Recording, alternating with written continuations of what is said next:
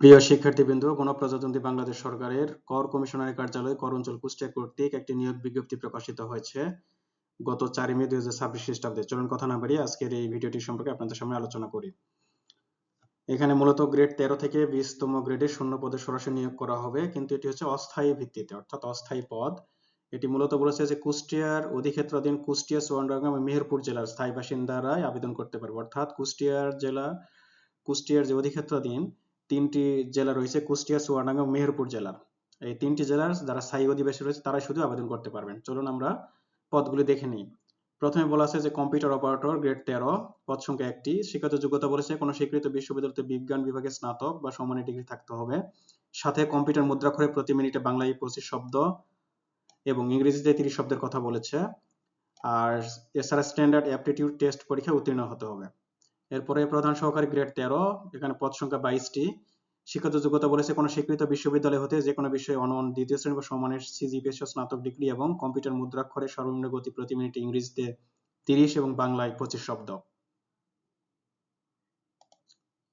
এরপর আমরা দেখতে পাচ্ছি উচ্চমান সহকারী, এখানে পদ রয়েছে 22টি। শিক্ষাগত যোগ্যতা বলছে কোনো স্বীকৃত বিশ্ববিদ্যালয় হতে অনন্য দ্বিতীয় শ্রেণী বা সমমানের সিজিপিএ তে স্নাতক বা সমমানের ডিগ্রি এবং কম্পিউটার মুদ্রাক্ষরে সর্বনিম্ন গতি প্রতি মিনিটে ইংরেজিতে 30 শব্দ ও বাংলায় 25 শব্দ। এরপরে রয়েছে 60 মুদ্রাক্ষরিক কাম কম্পিউটার অপারেটর গ্রেড 14, পদ সংখ্যা 23। শিক্ষাগত যোগ্যতার কথা বলেছে স্বীকৃত বিশ্ববিদ্যালয় হতে কমপক্ষে দ্বিতীয় শ্রেণী বা সমমানের সিজিপিএ তে স্নাতক বা সমমানের ডিগ্রি এবং 60 লিপির সর্বনিম্ন গতি প্রতি মিনিটে ইংরেজিতে 70 শব্দ এবং বাংলায় 45 শব্দ। এছাড়া কম্পিউটার মুদ্রাক্ষরে সর্বনিম্ন গতি প্রতি মিনিটে ইংরেজিতে 30 শব্দ ও বাংলায় 25 শব্দ। এরপর রয়েছে অফিস সহকারী কাম কম্পিউটার মুদ্রাক্ষরিক গ্রেড 16, পদ সংখ্যা 27টি।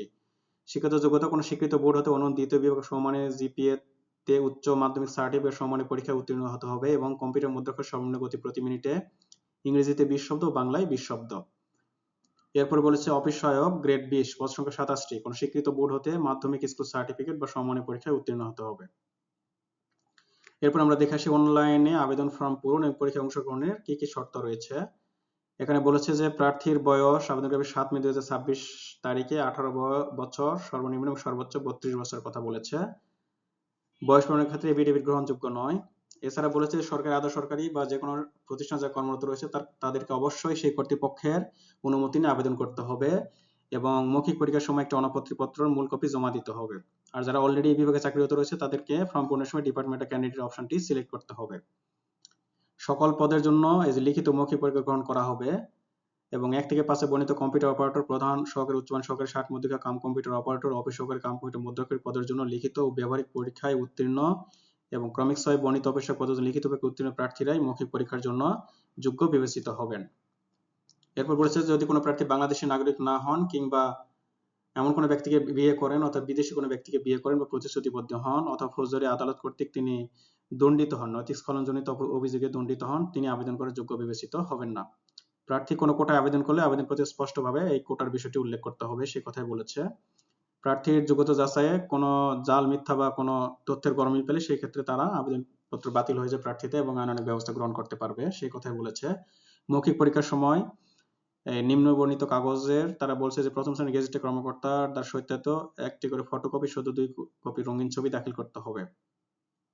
মূল কপি দেখাতে হবে এবং ভাইবা বোর্ডে এগুলো জমা দিতে হবে। তাহলে প্রথমে বলছে প্রার্থীর সকল শিক্ষিত যোগ্যতা সনদ।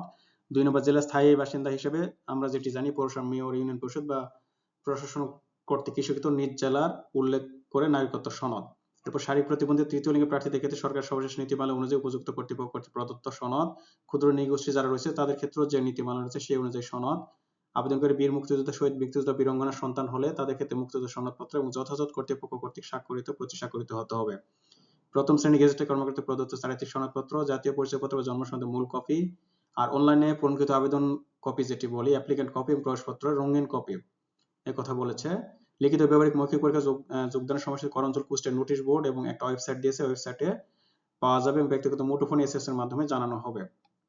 এর নিয়োগ বিজ্ঞপ্তিতে বর্ণিত কম্পিউটার অপারেটর পদ পূরণে সরকারি প্রতিষ্ঠান কম্পিউটার পার্সোনেল নিয়োগ বিধিমালা 2019 অনুযায়ী এই কয়েক বিষয়ের লিখিত পরীক্ষা অনুষ্ঠিত হবে। সেখানে বলেছে যে লিখিত পরীক্ষা বাংলা 20 মার্কস, ইংরেজি 20 মার্কস, গণিত 20 মার্কস, কম্পিউটার বিষয়ক সাধারণ জ্ঞান 30, টোটাল 90 মার্কসের, সময় 90 মিনিট। আর ভাইবার জন্য 10 মার্কস, অর্থাৎ টোটাল 100 মার্কসের।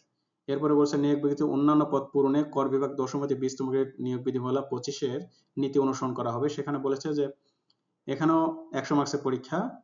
ভাইবা হচ্ছে 10 মার্কস, আর লিখিত বাংলা 25, ইংরেজি 25, গণিত 20, সাধারণ জ্ঞান 20, মোট 90, সময় হচ্ছে 90 মিনিট। এরপর বলেছে লিখিত পরীক্ষা উত্তীর্ণ প্রার্থীগণ ব্যবহারিক পরীক্ষার জন্য যোগ্য বিবেচিত হবেন এবং ব্যবহারিক পরীক্ষা উত্তীর্ণ প্রার্থীগণ মৌখিক পরীক্ষার জন্য যোগ্য বিবেচিত হবেন। চূড়ান্তভাবে নির্বাচিত প্রার্থীগণকে সংশ্লিষ্ট জেলার সিভিল সার্জনের নিকট হতে স্বাস্থ্যগত, যেটা আমাদের মেডিকেল পরীক্ষা দিতে হয়, মেডিকেল রিপোর্ট দাখিল করতে, সে কথাই বলেছে। এছাড়া বলেছে এজেন্সির মাধ্যমে যাচাই করা, অর্থাৎ রিপোর্ট যেটি বলে পুলিশ ভেরিফিকেশন, ডিজিএফআই বা এনএসআই যে কোনো বা ডিএসবি কর্তৃক তারা যাচাই করে নিবে। এছাড়া বলছে বিজ্ঞপ্তি আংশিক বা সম্পূর্ণ সংশোধন বাতিল করার ক্ষমতা কর্তৃপক্ষ রাখে। কর্তৃপক্ষ উল্লেখিত যে বিজ্ঞপ্তিতে পদ সংখ্যা রয়েছে এটি কম বেশি করতে পারে, সে কথাই বলেছে। তাছাড়া বলছে লিখিত ভাবে মৌখিক পরিবেশনে কোনো টিএডি প্রদান করবে না। অসম্পূর্ণ ত্রুটিপূর্ণ বিলম্ব প্রাপ্ত আবেদনপত্র বাতিল বলে গণ্য হবে। আরেকটি কথা বলেছে যে একজন প্রার্থী কর্তৃক একাধিক পদে আবেদন করা যাবে না, শুধুমাত্র একটি পদে আবেদন করতে পারবেন। এরপর আমরা দেখছি বলছে যে প্রার্থীর পক্ষে যে কোনো প্রকার তদবির অযোগ্যতা বলে বিবেচিত হবে এবং তিনি নিয়োগ যোগ্য বিবেচিত হবেন না। অনলাইনে আবেদনপত্রের নিয়মাবলী, আবেদনের নিয়মাবলী, এই আবেদনপত্র জমার তারিখ হচ্ছে মানে জমা দানের শুরু তারিখ 7 মে, অর্থাৎ 7 মে থেকে শুরু হয়েছে, সর্বশেষ তারিখ হচ্ছে 3 জুন, 23টা 59, অর্থাৎ 11টা 59 পর্যন্ত সময় রয়েছে।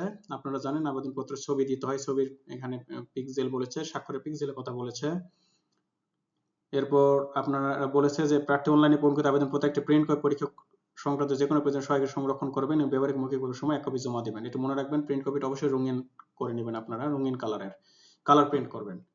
এখন এখানে পরীক্ষা ফি আমরা জানি সকল ক্ষেত্রে এইভাবে ওরা উল্লেখ করে যে 1 থেকে 5 নম্বর পদের জন্য 112, 6 নম্বর পদের জন্য 56 টাকা, আর যারা অনগ্রসর ক্ষুদ্র নিগোষ্ঠী রয়েছে তাদের জন্য 56 টাকার কথা বলেছে। আপনারা এই আবেদনের নিয়ম, প্রথম এসএমএস, দ্বিতীয় এসএমএস, এগুলো আপনাদের জানা রয়েছে। প্রবেশপত্র প্রাপ্তির বিষয়টি এই সাইট দিয়েছে, এই সাইটে অথবা করঞ্জল কুষ্টিয়ার ওয়েবসাইটে পাওয়া যাবে, সেই কথা বলেছে। আর যেহেতু মোবাইলের মাধ্যমে এসএমএস করা হবে তাই মোবাইল নাম্বারটি সবসময় সচল রাখার কথা তারা বলেছে। এরপরে তারা বলেছে যে ইউজার আইডি পাসওয়ার্ড দিয়ে যে অ্যাডমিট কার্ড ডাউনলোড করবেন সেটি রঙিন, এই যে আমি যেটি বলছিলাম রঙিন প্রিন্ট করতে বলেছে, এবং লিখিত মৌখিক পরীক্ষা সকল ক্ষেত্রে এটি ব্যবহার করতে হবে, অর্থাৎ প্রদর্শন করতে হবে। এরপরে তারা একটা সাইট দিয়েছে যে বিজ্ঞপ্তিটি পত্রিকা ছাড়া করঞ্জল কুষ্টিয়া যে সাইটগুলো যে সেই সাইটেও দেখা যাবে। চাকরিরত প্রার্থীকে অবশ্যই যত কর্তৃপক্ষকে অবহিত করে আবেদন করতে হবে, অর্থাৎ এনওসির মাধ্যমে আবেদন করতে হবে, সেই কথা বলেছে। আর যদি আবেদন করতে কোনো সমস্যা হয় টেলিটক মোবাইল হতে 121-এ কল করতে বলেছে।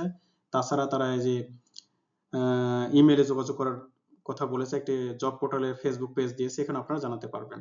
ডিক্লারেশন আমরা জানি সকল পরীক্ষার বিজ্ঞপ্তিতে একই থাকে যে কোনো মিথ্যা তথ্য দেওয়া যাবে না, সকল তথ্য সঠিক থাকতে হবে, না হলে আইনানুগ ব্যবস্থা গ্রহণ করবে। সর্বশেষ তারা বলেছে শেষ তারিখ ও সময়ের জন্য অপেক্ষা না করে হাতে যথেষ্ট সময় নিয়ে অনলাইন আবেদনপত্র ফর্ম পূরণ এবং আবেদন ফি জমা দিতে বলেছে। এখানে করঞ্জল কুষ্টিয়ার ওয়েবসাইটের কিউআর কোড দিয়েছে এবং করঞ্জল কুষ্টিয়ার টেলিটক পোর্টালে কিউআর কোড দিয়েছে। তো বন্ধুরা ভিডিওটি এখানে শেষ করতে যাচ্ছি। আমি ভিডিওটির যে বিজ্ঞপ্তির যে লিংক, পিডিএফ লিংকটি আমার ডেসক্রিপশন বক্সে দিয়ে দিব, আশা করি আপনারা সেখান থেকে দেখে নেবেন। তো আমার ভিডিওটি যদি ভালো লেগে থাকে এবং এরকম চাকরি সংক্রান্ত সর্বশেষ আপডেট নিয়োগ বিজ্ঞপ্তি সম্পর্কে জানার জন্য আমার চ্যানেলটিকে সাবস্ক্রাইব করবেন এবং ফেসবুক পেজটি ফলো করে রাখবেন। সে পর্যন্ত ভালো থাকবেন, ধন্যবাদ।